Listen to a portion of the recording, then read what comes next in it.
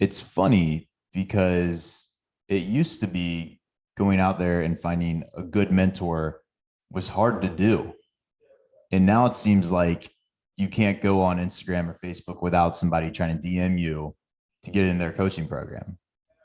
It's funny how things change, but luckily for you, and what I want to talk about in this video is ultimately how to find that right mentor and make sure that you're making the right decision so that you get an ROI from your decision on finding the right mentor.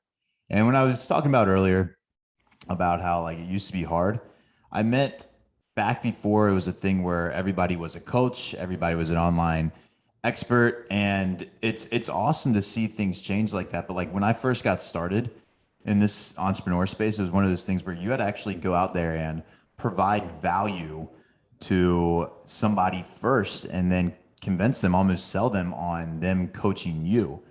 And now it's one of those things where, like Russell Brunson, Ty Lopez, Grant Cardone, everybody out there just randomly created a course, said, hey, you can go teach other people how to do what you do, or in a way, teach stuff that you know how to do. And then everybody became an online expert and guru, right? Which is really interesting because there's some really good people, don't get me wrong, but there's also some really bad people out there that do this as well. And ultimately, what I want to do in this video is help you make sure you make the right decisions, because I personally have gone through all this. I've made the right decisions. I've made some wrong decisions, some decisions that have cost me 30 grand. And it's all learning curves, right? I'm not sitting here saying, oh my God, those people that charged me $30,000 and I didn't make any money back. Like, no, like I think of everything as a learning experience. So even the ones where I did invest a good amount of money and didn't see an immediate ROI or didn't think it was worth it, I definitely still saw certain things that got me to the point where I'm at now. So I don't live with any regrets in that. And ultimately, what I want to do in this video is just help you make the right decision. So when it comes to getting to the next level, you really do have to understand that in order to get to the next level, you have to select the right people. There's nobody out here that's just done it themselves. Like when I first got started, like I thought I could do it myself, and then I failed. And then I did it again and I failed. And I did it again and then I messed up, and it wasn't really until I hired my first mentor that I had to go out and seek to find that I started seeing results and understanding how to build a legit business. Because ultimately, when you go out there and you find somebody to invest in, they're really just taking the curve, the road of point A to point B, and they're condensing it for you. It's not going to be perfect. You're still going to take some side roads, right? But like they're here to help you go from point A to point B in a shorter time than what it would originally take you. And that's the first thing you really got to look at with all this is, does this mentor have the results that I want?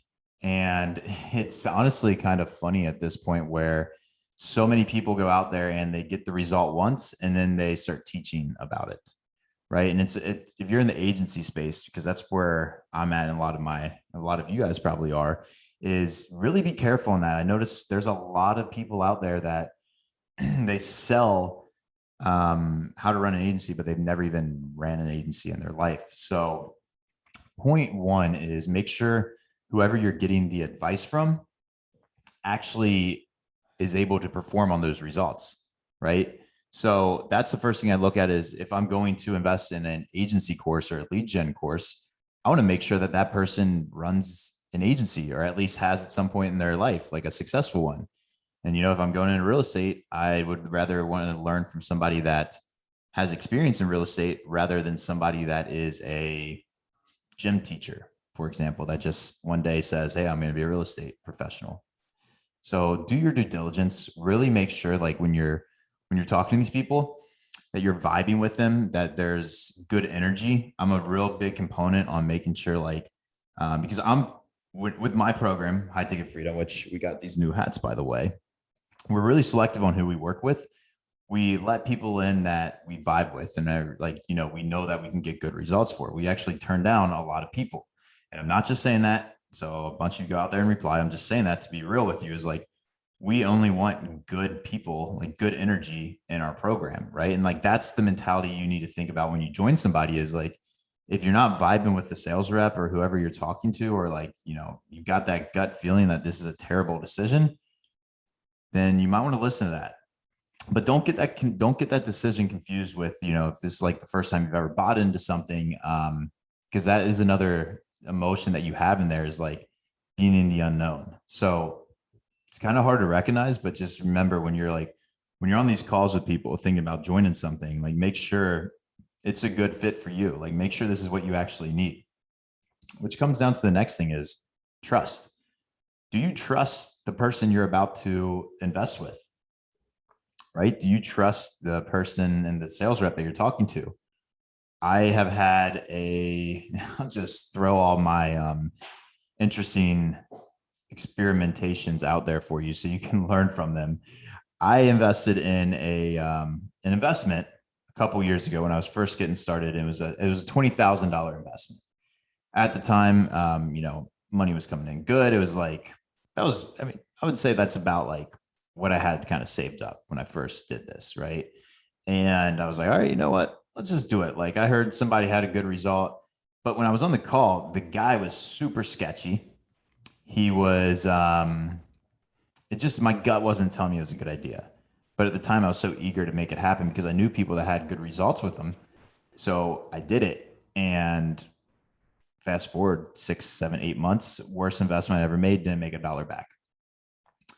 So the point being is trust. You got to be able to trust who you're talking to, because at the end of the day, rule number 1 is don't lose money, right? Rule number 2 is don't forget rule number 1.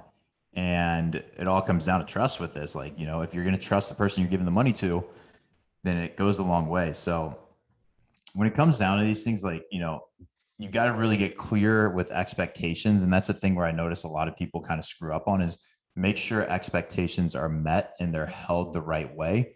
Meaning, like, you should know exactly what you're going to be getting out of this mentorship. You should know exactly by when, and you should know exactly what is required from you. Anyone that really does like the done for you, and if it's not like a higher ticket package, I would be very concerned with that, because a lot of times those are just things that just don't work out too well. So I'm just speaking from my own previous experience.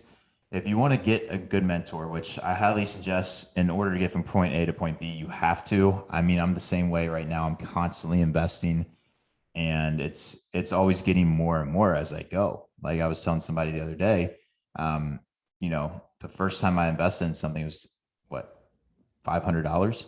At the time, that was hard for me. And then I invested in a $5,000 product, and then I got a return. And then I invested in another product that was like, I think it was 20,000, and then 30,000, and it keeps going up and up and up.